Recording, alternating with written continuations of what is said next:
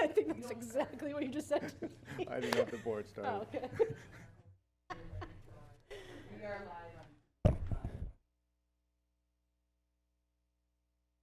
Chair Larson, do I begin or do you begin there? Okay, thank you. Good. I just wanted to say a couple introductory things before I turn it over to our business administrator, Katie Kraus, to kind of dive in on the details. I'll be back to talk about some of the cuts we'd be looking at under the tax cap budget. But I just wanted to begin for those at home and those behind me, really stressing how we understand this is a difficult time. And coming off of inflation and some tough stretches there, we are super sensitive to property tax issues and increases and a burden that falls extensively on the local community. Given the support that we get from the state at this time, we are super sensitive to that.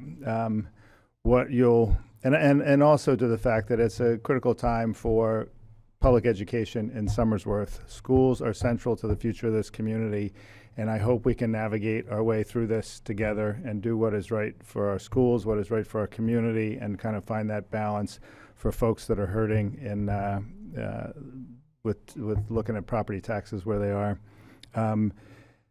Katie's going to present all the details on all this, but I just want to give you a quick overview. There's a superintendent's recommended budget, which basically asks for nothing extra other than just for the opportunity to do what we're doing this year, which is almost sufficient, not quite where we should be, but is good enough. We're just looking for, the superintendent's recommendation would be to just do that again next year, which would be about a 6% increase based on collective bargaining agreements and health insurance rates going up in particular. It would be about a 6% increase. I know school district in Maine just came in at 11%. That did not go real well. District here in New Hampshire, just down the road, is looking at about 10%. I know 6% is a lot, but that's the number that would allow us to do what we're doing this year, next year. And then we're also coming in with the tax cap budget, which by requirement meets the city council's tax cap expectations. And that's about a 3% increase. But based on the costs I just referred to, would involve some significant cuts to services we're currently providing. So we'll go through what we've currently got on the table when we get to that point. So Katie will walk us through the details. Thanks, Katie. Yep. So we're going to start off just going over the budget process. So in October, our building administrators met with the superintendent and myself to go over not only their FY26 proposed budget, but also our future needs that we're looking at each of the buildings in order to help us build our strategic plan that we're planning on creating going forward, which is expected to be completed early in the 25-26 school year.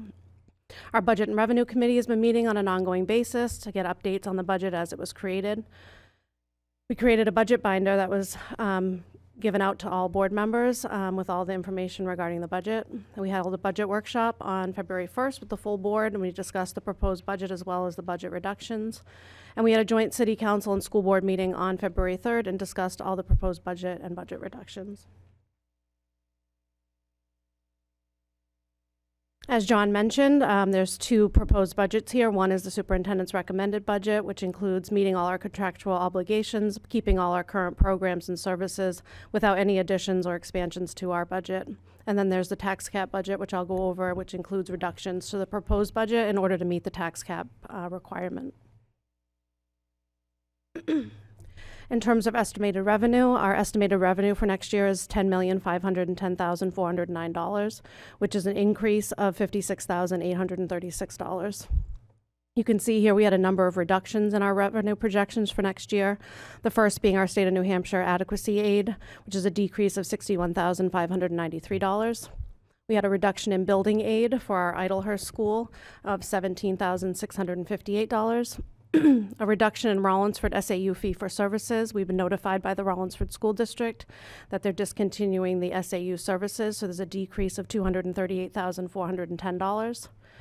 A reduction in other state aid of $18,503. And then we did have some increases to our revenue projections. We had an increase of $8,000 for our preschool tuition, an increase in CTC tuition of $8,000, an increase in our special education aid of $125,000. This is an area where I had increased a portion of this revenue because we've been seeing over the years we've budgeted a little bit conservatively in this area, and then the budget committee raised it an additional $50,000. As well as Medicaid, an increase of $50,000. This is also another area we've been a little conservative in our projections, so we've increased it by $50,000. Our indirect cost revenue increased by $2,000. This is money we receive from our federal grants to administer them. And then the board decided at our February 1st workshop that we were going to utilize the resolution to use $200,000 of our fund balance remaining at the end of this fiscal year. As you can see by this chart, the majority of our estimated revenue comes from our local property taxes, making up 63% of the revenue that we receive. The next largest is our state adequacy, which is 26%. So the rest of the revenue that we receive is based on federal revenue, about 10% of the estimated revenue. For our proposed expenditures, the proposed superintendent's recommended budget is $34,228,278. This represents $1,996,266 increase. And I'm going to go through the major changes to the budget. So for salaries, you can see there we had increases to each of the collective bargaining agreements. So for teachers, salary, step, and tracks, it was a 4% increase based on our collective bargaining agreement. That total was $609,783. For SECA, which includes our clerical and paraprofessionals, it was a 5% increase, $266,252 increase. For our custodian salaries and steps, we're in the middle of negotiations, so there's an estimate for a placeholder here for their salary increases of $35,707. Administrator salary increases represent 3%, it's $58,842. The SAU salaries, 3% increase, and no increase built in for the superintendent, assistant superintendent, and business administrator for $21,564. And our non-union salary increases as 3% for a total salary increase of $993,966, which makes up just under 50% of the entire increase to the budget. For benefits, our health insurance rate increased by 14.4%. For a total of $532,240 across all staff members. The increase was based on a number of factors, including increased costs in the overall claims, which resulted in a 25.3 total plan spend district-wide. Contributing to this increase overall was an increase in our catastrophic claims as well as in and outpatient claims. We also had no premium holiday savings for next year. In past years, school care is required to return any surplus to district and members at the end of the year, and they have no surplus going into the year due to their higher claims cost as well. Our dental insurance increase was 5% for $4,347. And we also realized a New Hampshire retirement rate decrease for a total savings district-wide of $67,142 for a total benefit increase of $469,445. For special education, we had to add additional paraprofessional staff to the budget for next year based on IEP needs. So there was a total of 7 additional staff members, which totaled $326,365. We also had an increase to our special education transportation, which includes in-district transportation, out-of-district transportation, and homeless transportation. That total was $216,550, and that's a combination of an 8.25% increase as well as changes to out-of-district placements. For contracted services for special education, we had an increase of $408,696. This includes speech, physical therapy, occupational therapy, BCBA services, and for special ed and school psychologists. We had an increase for our Stratford Learning Center dues of $545, and we did see a decrease in our out-of-district placements for next year of $368,855 for a total special education increase of $583,301. For transportation, we have a regular education contract with First Student for an 8.25% increase of $36,829.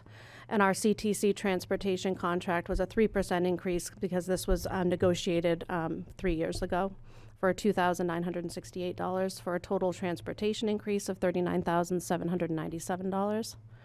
For technology, as you know, we changed over from Back Bay Networks to New View in the current year, so we added an IT help desk position. So the salaries and benefits for that position were not budgeted this year, so they're increased to the budget next year of $65,405.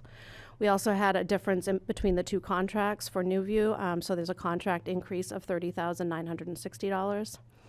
Bringing on New View, they did do an audit of our software that we've been paying district-wide, and they were able to reduce software throughout the district for $42,010. And there's also a reduction of $197,836 for the supplemental appropriation that we got at the beginning of the year to complete Phase 2 technology projects, for a total decrease in technology of $143,481. For other budget changes, there's an SAU budget increase of $12,271. So the majority of that is due to the roof replacement at the SAU office.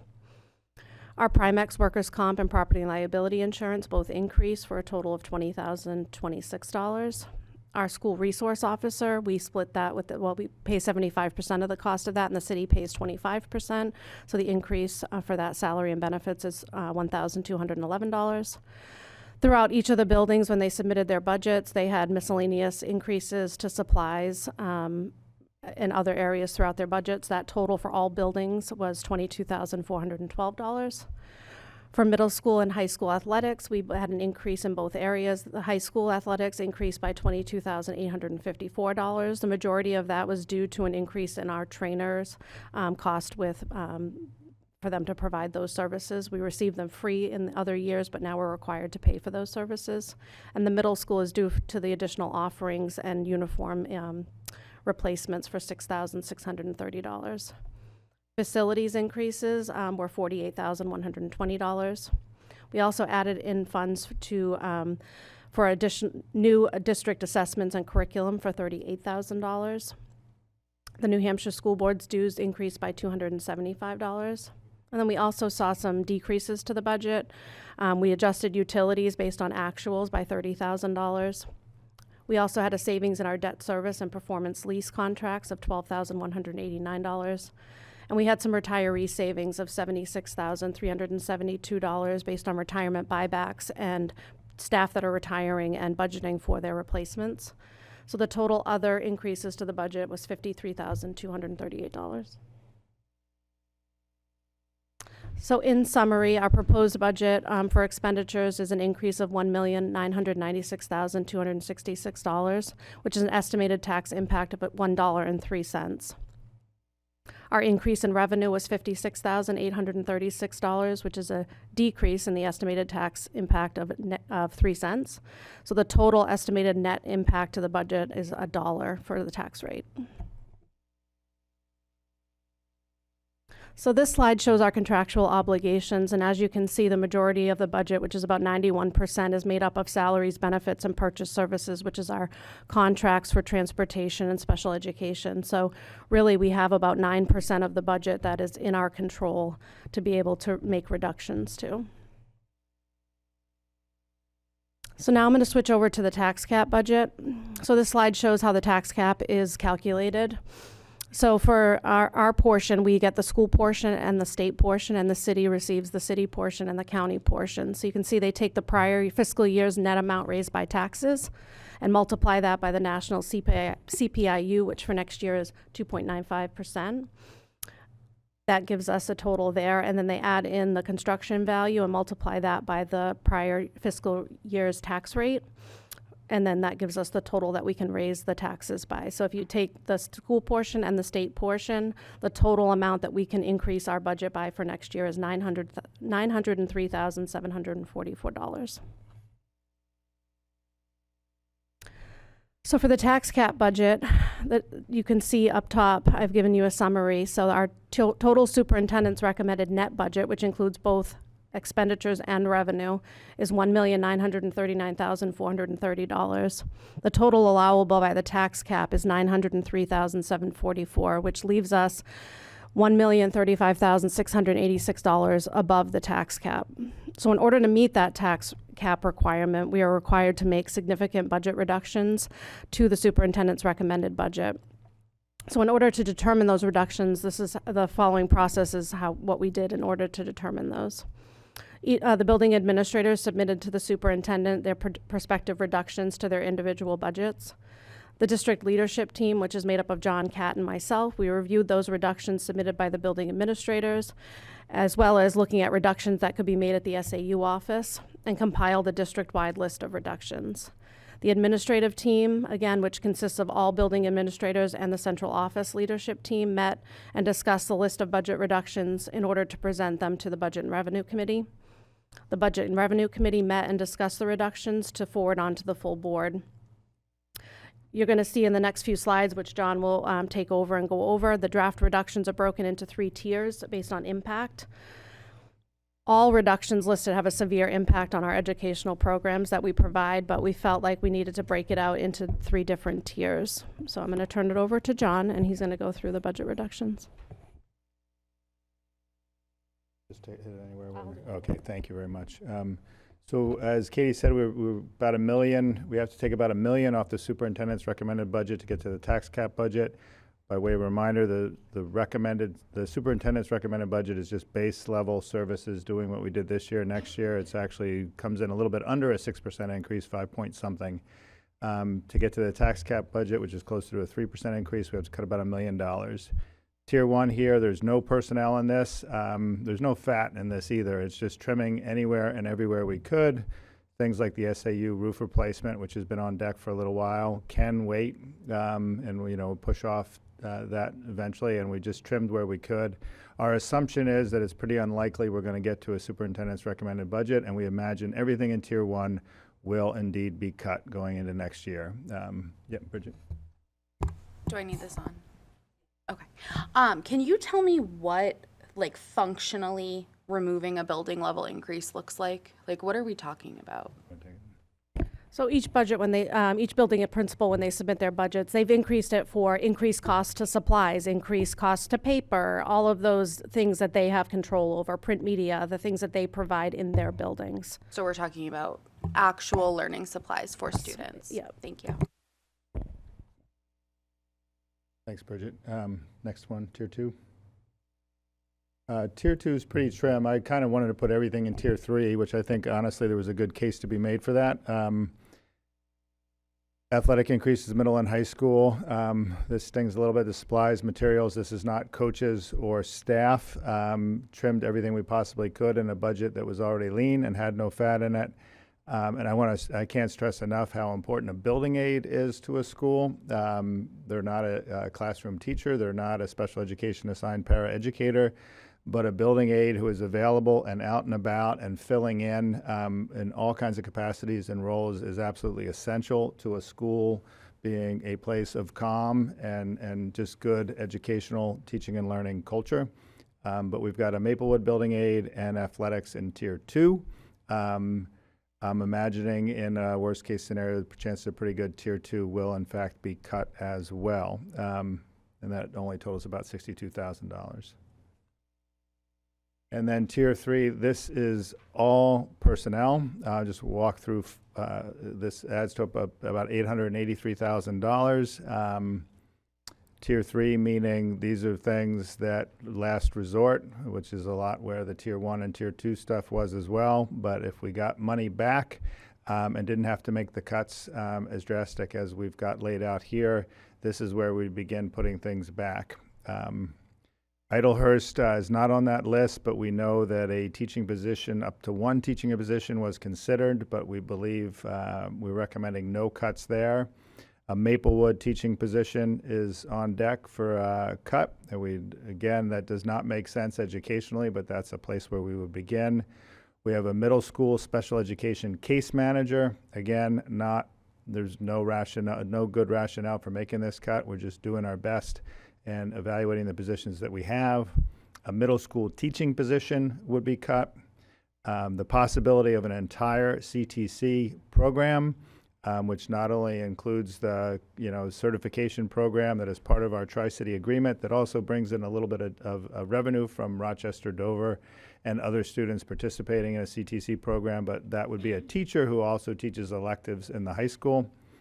A high school teaching position, which might be science or math, yet to be determined based on the enrollment process they're going through right now. There's nobody extra there, so that hurts. A library media specialist, likely in the high school, would be a significant cut.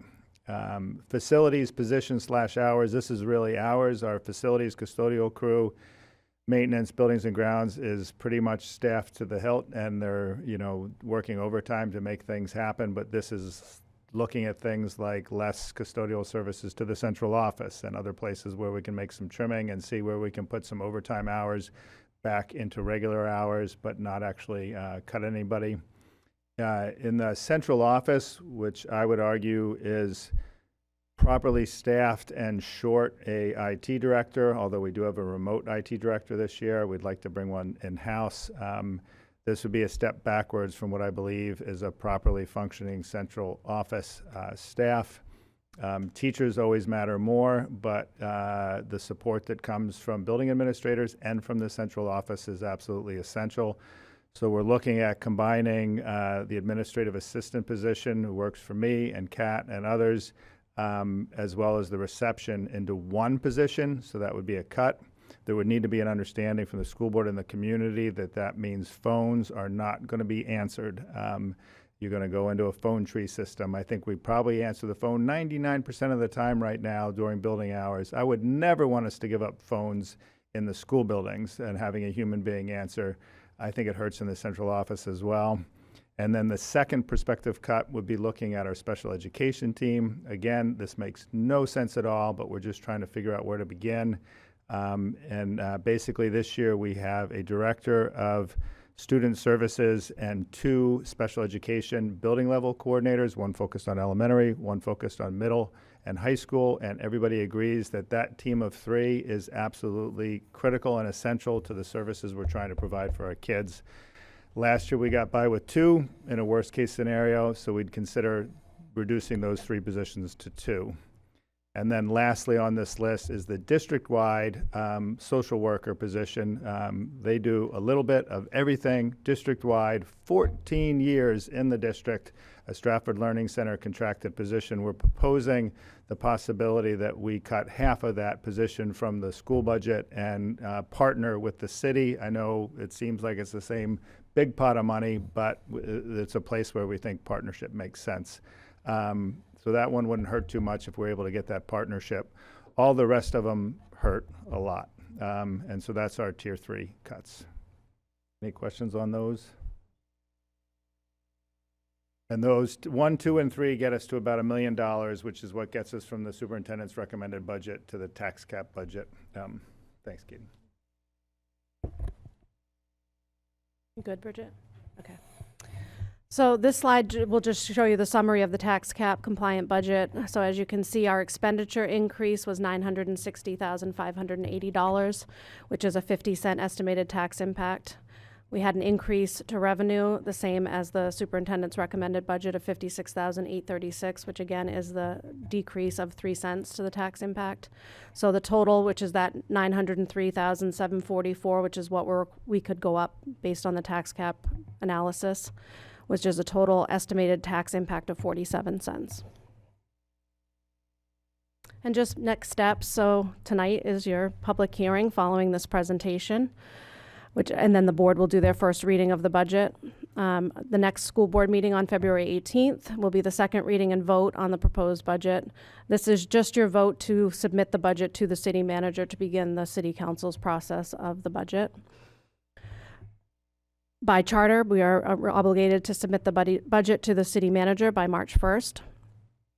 And then as we go through the process, we're continuing to explore other areas in the budget where we could see possible savings, such as bringing speech and language positions back in district versus contracting services. So the work doesn't end here. We're still looking at all avenues to see where we can find any savings.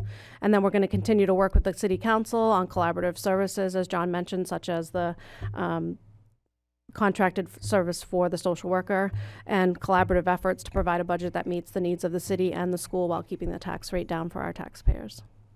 That's the end of the presentation.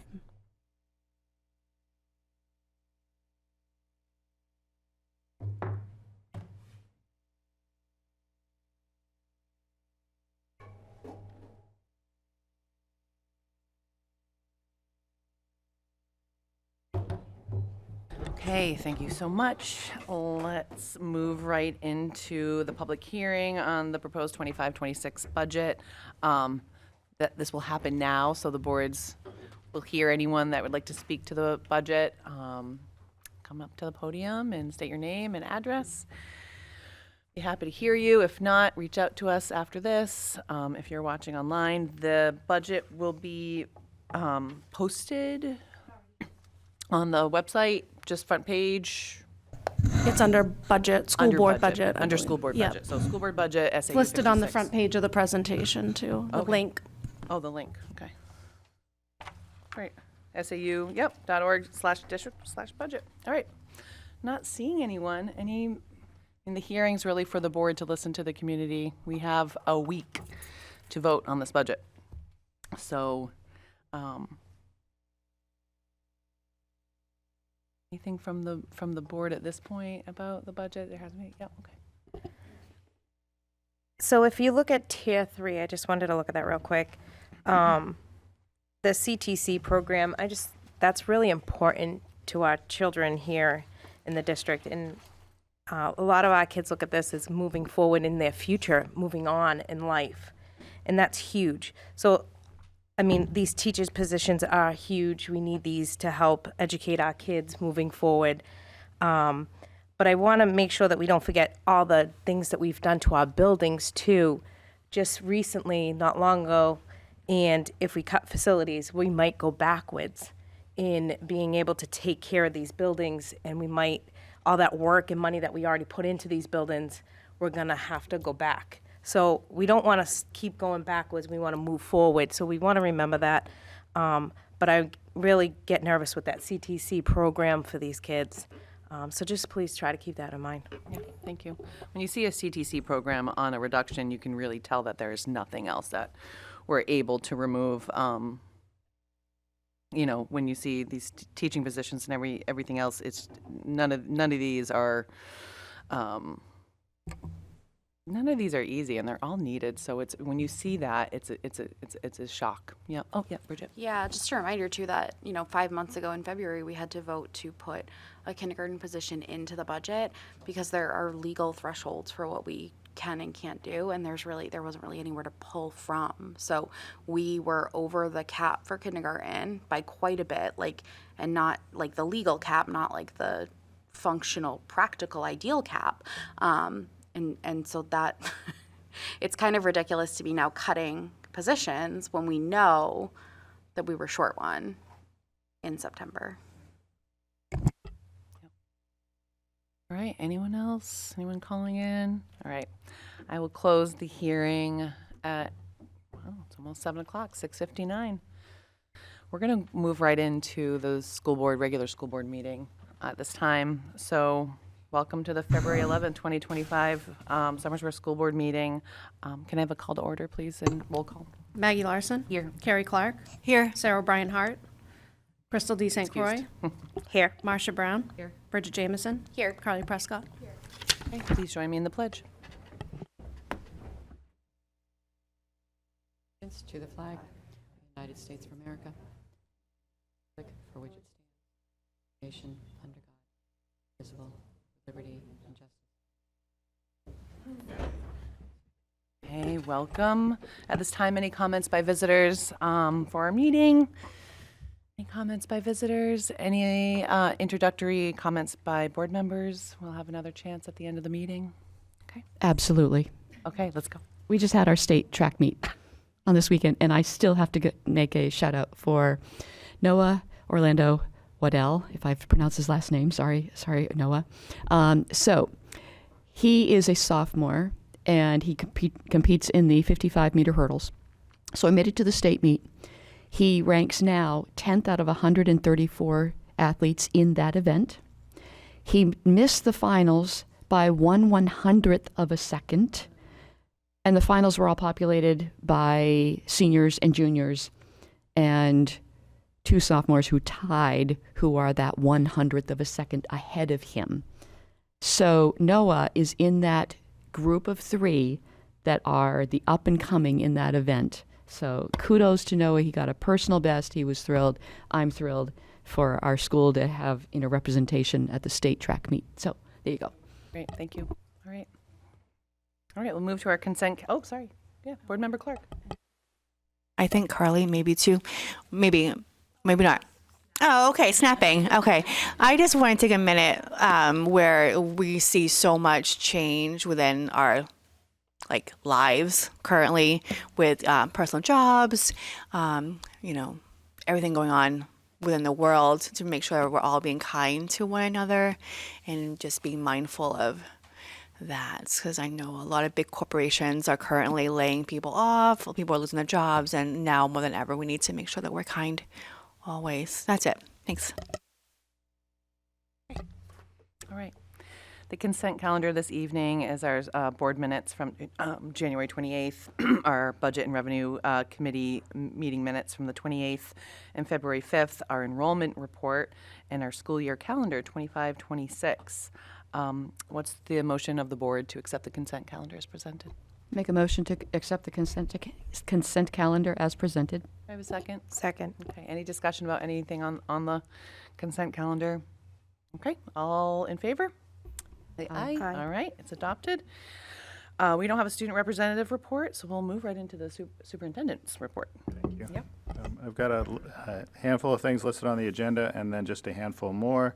And just a reminder, the student representatives will be speaking the second meeting of each month is the plan.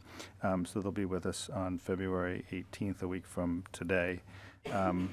The Maplewood, the path that runs behind Maplewood and then on to the Somersworth Middle School and High School to the back of, we've had some conversations with the city about this, and some members of the public had raised questions about access. So I just wanted to make sure everybody's aware that our building, grounds, transportation, and safety committee will be looking at this issue in particular, and then we'll reach back out to the city.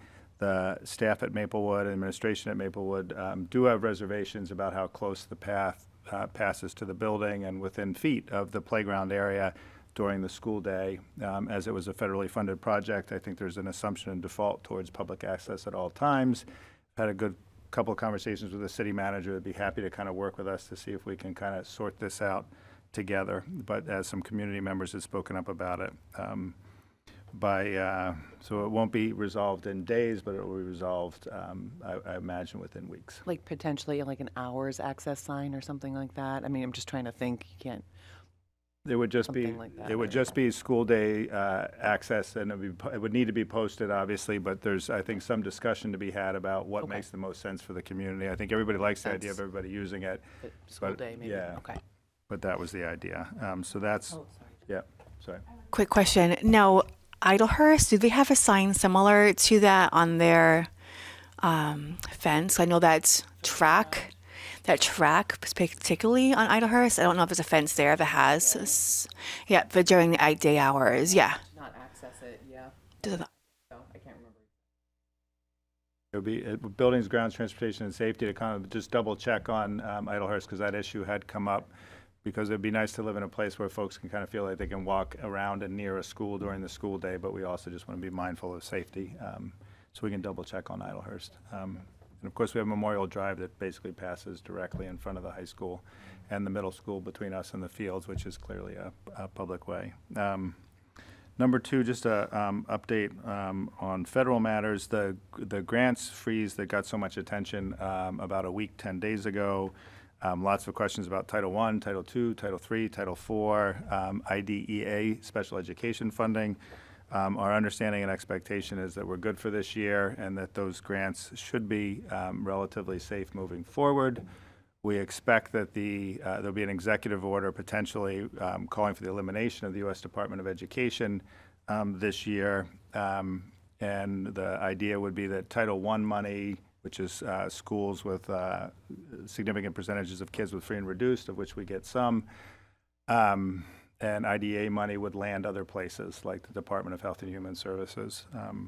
Reservations about if this is a step towards those federal grants going away is something we should all be paying attention to and voicing our opinions on one way or the other as we move down this path. But we'll see where things land. I do know that I just heard from Head Start locally about concerns about their funding and whether or not we're going to have their ongoing presence here. So what's included and what's not is to be determined, but this is still in flux. John, Yep. So with Head Start, could we have like a preemptive review if any of those students are identified or have needs to just, since it's in flux, that Absolutely. I just don't know like what needs we have in that, but if we do have the space and could accommodate and pivot. Yep. Yeah, thanks. No, thank you. And then the last thing under this agenda item for federal updates would be just a reminder to everybody, or notice to everybody, that schools as a sanctuary for immigration, customs enforcement agency to make deportation raids or arrests has been removed by executive order. So we've reviewed with our building principals, and we're going to get this out to everybody. And I think it was just in the paper today that what Portsmouth is doing, just to make sure everybody's on top of this. But to be clear to the community, you know, our responsibility is to enroll students with proof of age, with proof of residency, and proof of immunization, and nothing further. We not only we not only are authorized not to speak up about knowing anything further about students, but we're required not to.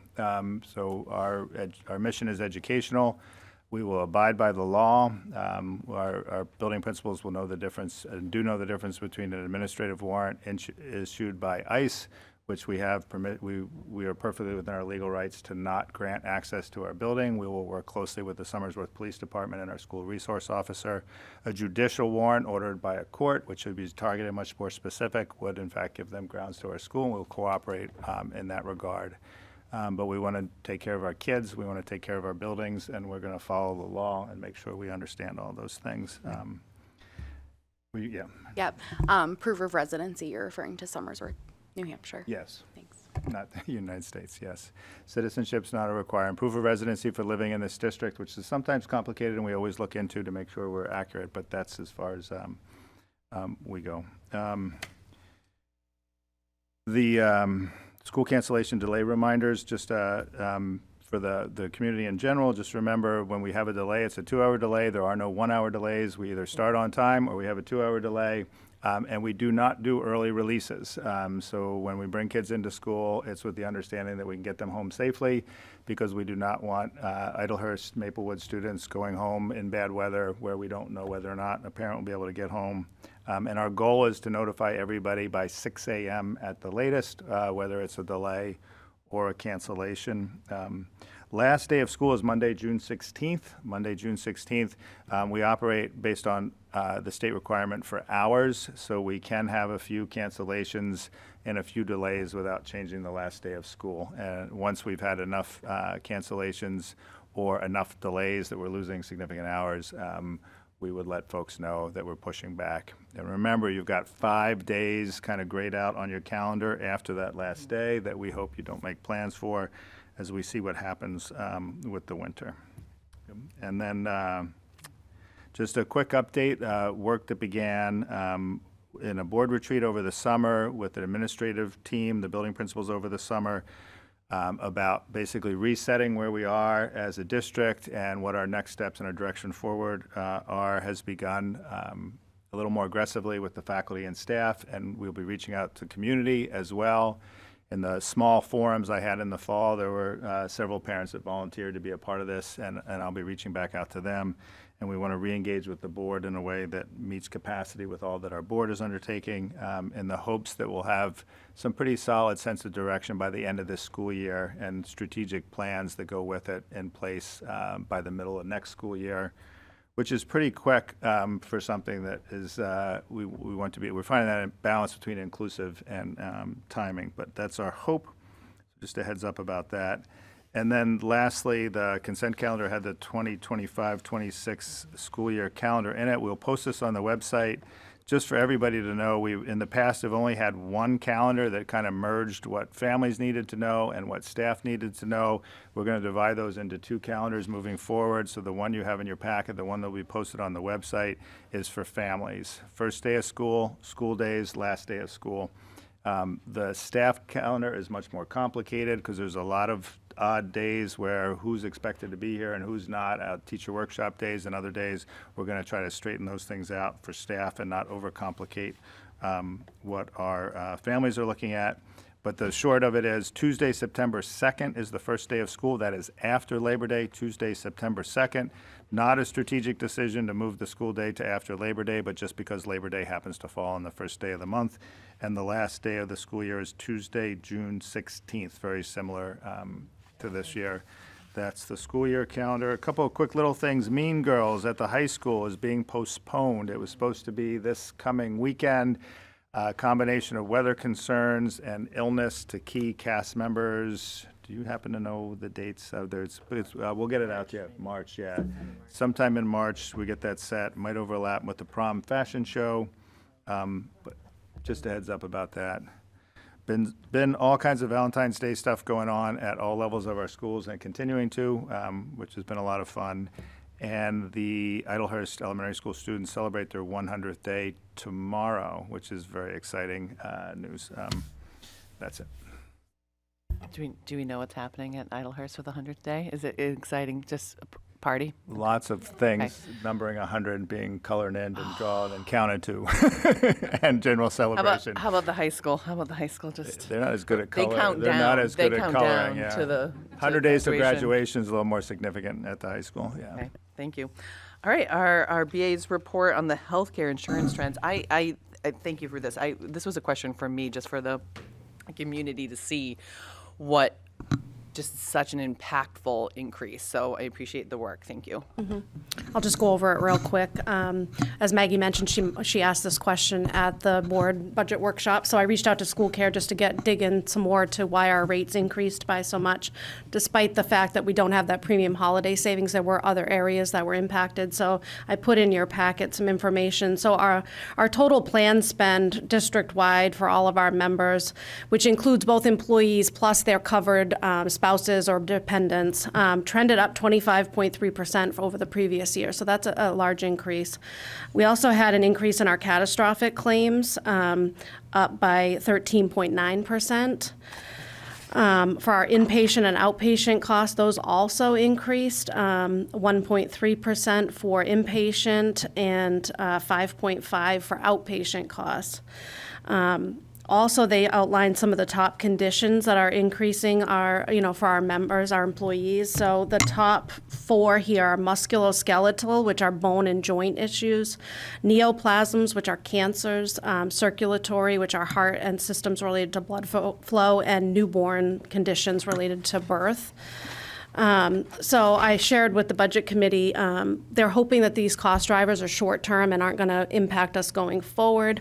But some of the areas that we are doing district-wide to help with our employees, we're going to be sending out some information about just preventative care in general, taking advantage of the wellness incentives that are offered by school care. They also have programs that they offer to employees, such as Hinge Health, which would be virtual musculoskeletal solutions, which is one of the top conditions that we're seeing for our employees. So that could help, as well as the OMADA program, which helps with diabetes prevention and management of type 2 diabetes. So also another area that we want to inform employees about is being consumers of their health care, so they can shop around for their health care, looking at different providers that provide the same MRI. It could be cost differences in the thousands for some of these services. So they don't have to go to just the same provider. They can shop around, which also helps decrease our rates.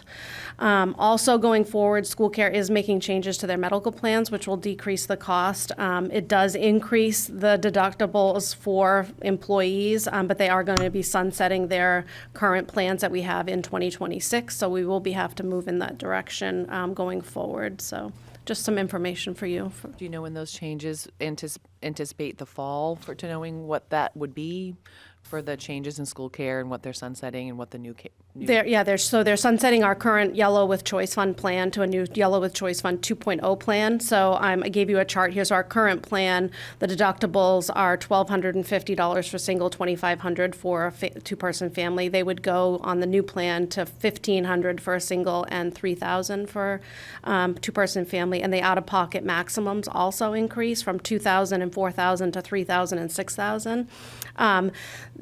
Because they're written in collective bargaining agreements, we don't have to change them right now, but they are, as soon as our collective bargaining agreements sunset, that's when we have to make the changes. Okay. All right. Thank you. Any questions? No? Great.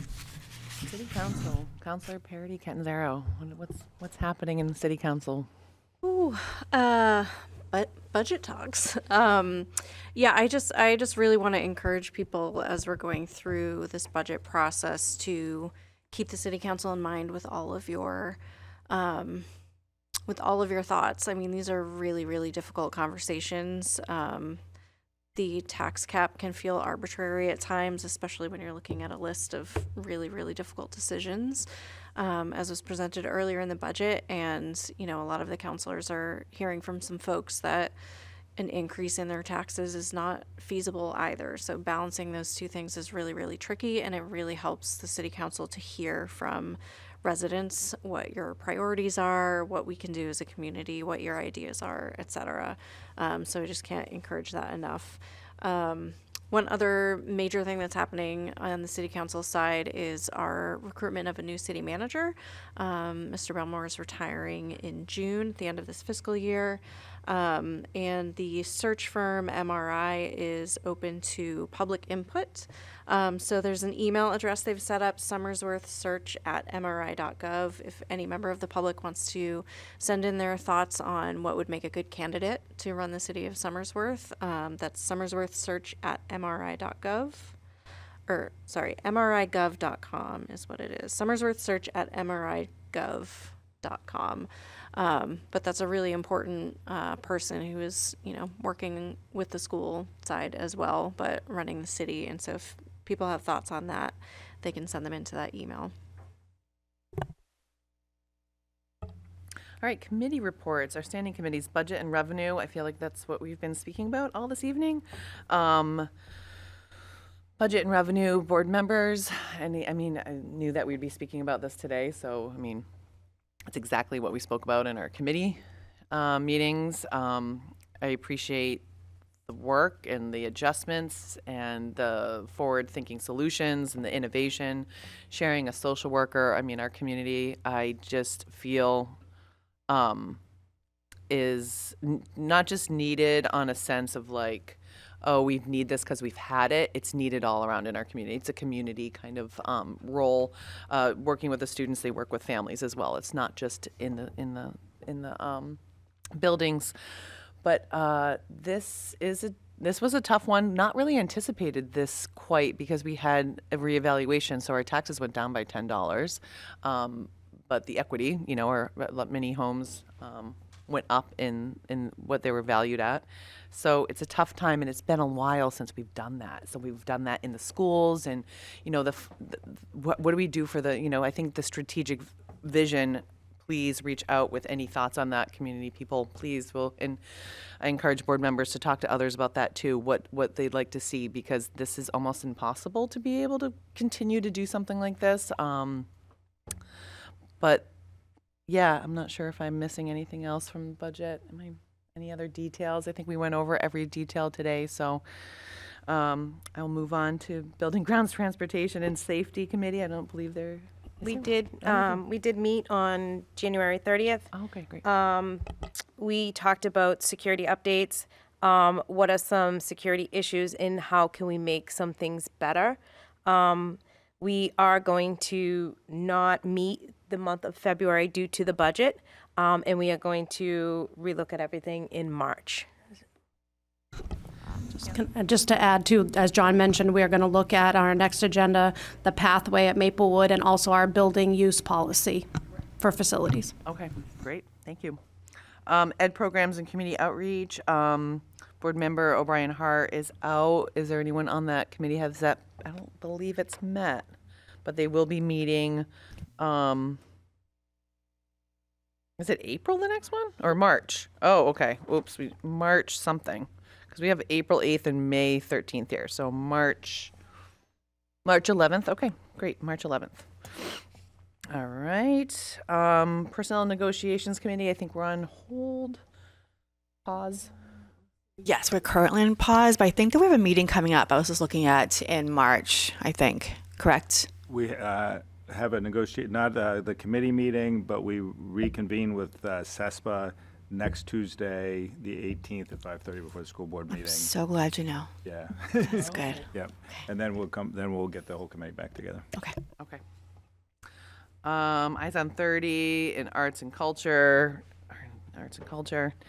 We'll pass over that one, but it's still very important to be forward thinking and focus on arts and culture and all the good stuff in life, right? Policy, next meeting. So we have not had a meeting since January 28th, but we do have our next meeting scheduled for February 18th. Okay. The School Board Association just recently issued yesterday a 55-page guidance document. So we had started our school year, or the school board school year, with revising a bunch of emergency edits to policies, and just when we thought we were done, but wait, there's more. So we have on our agenda just 2 policies for the next meeting, but that may need to be retooled as we go through all of the changes suggested by the New Hampshire School Board Association as a result of federal court decisions and executive orders coming out of the White House. Thank you. So the last update that we received from the New Hampshire School Board Association was a recommendation for boards to waive rules and accept the ACAC Title IX and not have it go back to committee because it's already there and we have really no power or jurisdiction to change that. I did read that email a day or so ago. So It was like literally yesterday. I think it's one of those things we typically do not do. They suggested that we do it, to waive rules now and to accept that, because we'd be operating, our current policy that we worked on, especially Assistant Superintendent Kat Crosby worked at least an hour. At least an hour or two, many hours on. But now, because of everything, they're suggesting that we waive rules and accept the ACAC as it stands as the federal. So, yeah. So they sent kind of an updated version of the 2020. Their new recommended. I've worked on that already to have that ready to present to the board. The rest of the policies that are impacted, they don't recommend waiving rules for those. Just ACAC, and then following typical protocol for adjusting the rest of the policies, which are a lot simpler to adjust than ACAC. But ACAC, I've made the adjustments from NHSBA that they've recommended, so I can present that to the board. Okay. I think at this point, just to accept it, if I have a motion to waive rules to accept ACAC as recommended to... I motion to waive rules. Okay. Second. Any discussion? No. All right. Now, yeah, of course. Well, waive rules, not discussion, but we need to make a motion to talk about it first. We Right. haven't done this in a while, so Okay, so we're waiving going the to have rules. a if you motion haven't- to Yep. talk about it, because I'd like to Yes, talk about motion to accept ACAC per the New Hampshire School Board's recommendation. Yes, that's the motion. Then we can talk about it. Yeah, because we just made a motion to waive rules. If you want to talk about waiving rules, we can talk about it now. I can make the motion. I'm actually a person too. I can do things. Usually I don't. Motion to accept ACAC and the revision or reversion to the 2020 regulations per the New Hampshire School Board's recommendation. Second. And all right. Any discussion? I would like to read it first again, just to refresh myself before we reinstitute it. I understand that our policies are rendered illegal or, not illegal, but unenforceable by other laws. So it's not critical in light of that we actually move forward and change the verbiage right at this point. I know that I would benefit from just rereading it. We had a Title IX process We can also add to ACAC if we wish to depart from the New Hampshire School Boards Association. I'm not in a position to be able to say, sure, let's just revert back and not revisit the policy and vet any changes that anybody may have. So Your next meeting's on the 18th, I would say. that's correct. Okay, yep. Board Member Jameson? I'm just wondering if are we liable in any way if we don't have a policy that aligns with federal law? I mean, we're speaking about it now. I think we're kind of meeting in the middle, but Board Member Brown. I would just say that we can't enforce things that aren't enforceable. So so long as we are not enforcing things that aren't enforceable, I would suspect that we would not have any liability in that regard. The federal law does dictate, the same thing happened August 1st as we were revising. In that period before we actually had the new policies in place, if something had arisen, what would matter is the federal law, not the fact that we hadn't updated our policy yet. Because it effectively went in, now. I don't know if I'm discussing the wrong thing, so you can tell me to stop if you need to. Why is the New Hampshire School Board Association then pushing? Like, what am I missing that, like, why would we need to do it so Just quickly? because what we have publicly referenceable is not legally sound. Does that happen with some things? Yes. Sometimes that's why we usually do like the ones that are required by law and try to keep those updated. I think that for this purpose, if I can amend my motion not to accept it, but to kind of have it on the next board meeting's agenda on the 18th, and if that can be a priority to review. Yeah, it's ready to go, so. Okay. Does that sound good? Board Chair of Policy, does that sound okay? I'd like to add it to the next policy committee meeting. So Yeah, the 18th? the 18th. Okay.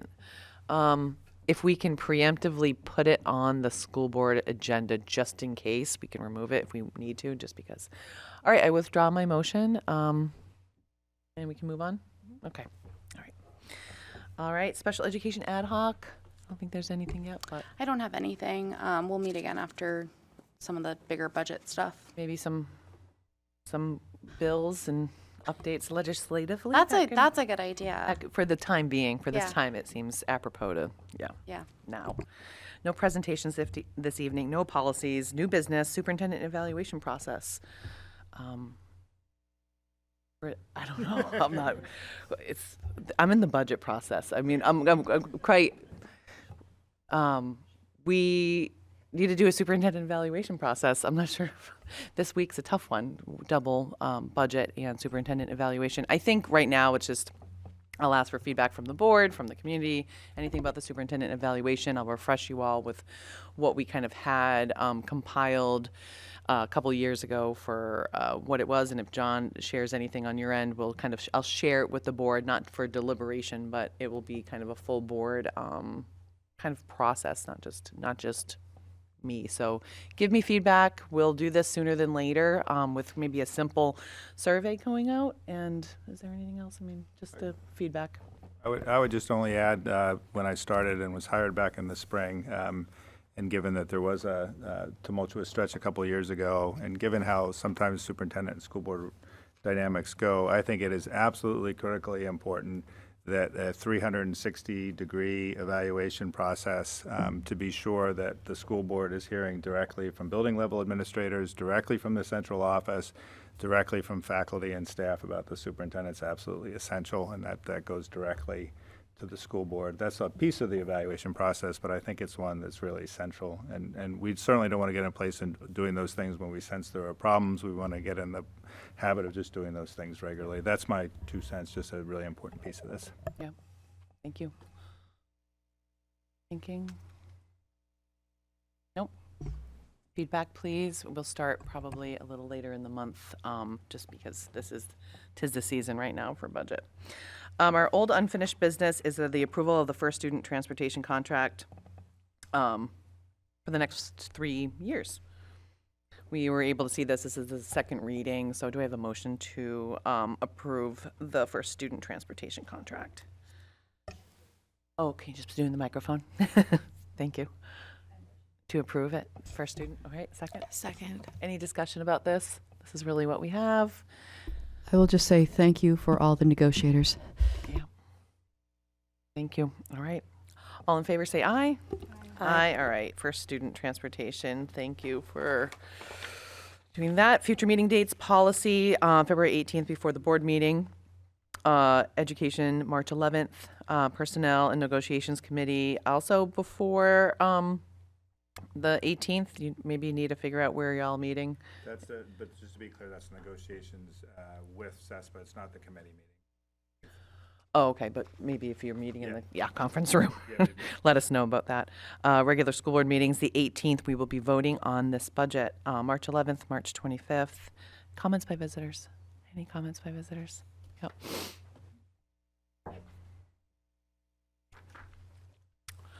Welcome. Good evening. Richard Brooks, 18 Linden Street, Ward 1. You may have seen me here a few times. I'm trying to pay attention and learn about our budget to make educated comments and concerns. I know that you guys have seen me here before. I made some comments about the postings of public meetings and so on. This has to do with my petition that I put to the city council. Of course, like everything else in government, it's a slow process. It's working through some committees. Hopefully it's going to go somewhere. Hopefully we're going to get better notices. I came here tonight to see the full presentation that you guys provided. I appreciate that. I noticed no one else in the audience. That's disappointing. I also went back and looked. I can't find much of an advertisement for the public hearing regarding that presentation. I'm not denying that the presentation wasn't advertised, but the public hearing I am not finding. And I just went down to the bulletin board, checked down there, I'm checking on here.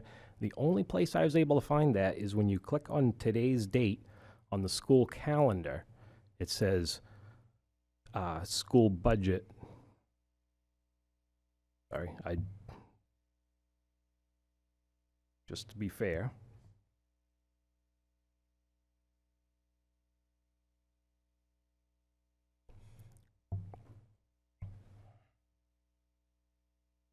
Sorry for the delay here. It says budget hearing. It says nothing about a public hearing, and this is the only place I can find anything about a public hearing regarding this school budget. This is very disappointing to me. I think it could have been done better. I think a lot of people are very concerned about this. Many of the people I speak to and hear from are very concerned about our taxes, and I understand all of the challenges with this, but advertising public hearings, I think, are a very important thing, and I think there is a serious problem with how this was presented. From what I'm researching right now tonight, last minute, I didn't realize there was actually a public hearing when I showed up tonight, and I'm not finding much of a notice otherwise. I hope we can do better in the future. I know you guys heard me loud and clear last time. You guys made significant changes to your notices, and I appreciate that because you just simply did that as one person from the public coming up here and saying something. And I hope my petition goes somewhere because I feel the city lacks in some cases, and I think this was a big one, to be honest. But thank you. Okay, thank Can you. I ask you a question, Richard?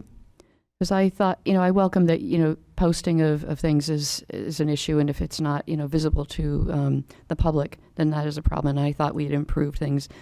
And so I know some of my client utilities will do a banner on their webpage, new or something, and I'm thinking, don't we have something in the SAU website that would be amenable to that? That would you look there if you were looking for school-related important things? So I do look there. I'm sure people are familiar with my Facebook page that I've been trying to share this stuff.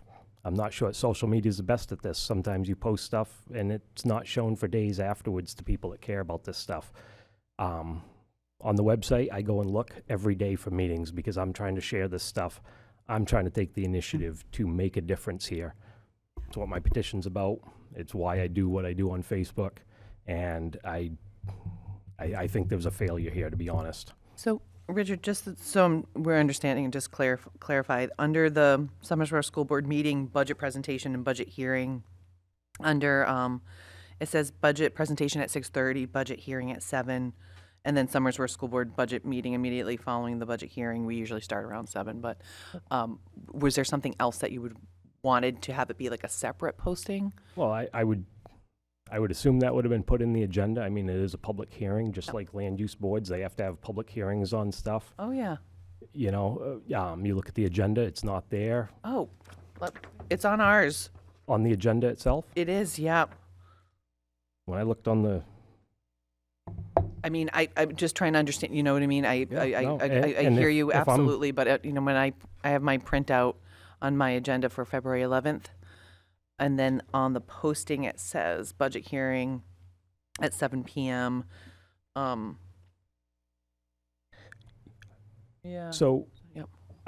sorry, I missed that. It's at the very top up in the title. I was looking at it for the Yep. in the body, so It could my be both. It could apologies. be I made a clear. mistake here. Yep. But yeah, I just wanted to understand what. Yep. Yep. No, that's, Yeah. I was looking down in the body of the agenda and missed that. It's up at the top. Totally missed that. My apologies there. But, you know, just, Oh. again, there's, Hear ya. I mean, I just wanted to make sure that I was looking at the right things and having it. But yeah, no, I Yep. did miss that. I apologize. And, you know, some of my comments I still stand behind. But, you know, again, I definitely think it can be done better. And I'm not trying to single you guys out. You know, like I said, you made changes earlier in this year, putting up policy stuff rather than using the abbreviations, putting out the names of it, putting out the agendas. I appreciate that, and I thank you for that. I know you guys are trying to make a difference. I think citywide there's room for improvement, and thank you. I'll be honest, I made a mistake here. Sorry. All right, that's all right. Thank you. Thank you for your comments. All right. Comments by board members this evening.